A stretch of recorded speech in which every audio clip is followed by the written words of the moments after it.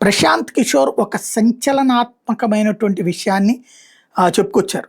ఏంటయ్యా ఇది అంటే తాజాగా జరుగుతున్నటువంటి ప్రక్రియ అంటే ఇప్పుడు మనం ముస్లిం సంఘాల మీటింగ్‌కి వెళ్ళి మరీ చెప్పుకొచ్చాడు.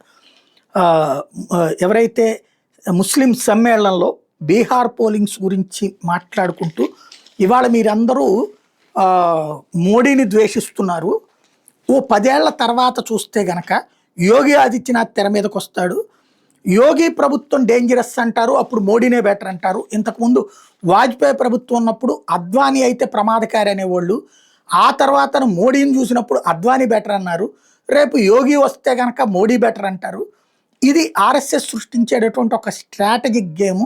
ఒకే దాంట్లో సాఫ్టు, హార్డు ఇద్దరిని చూపెడుతుంది.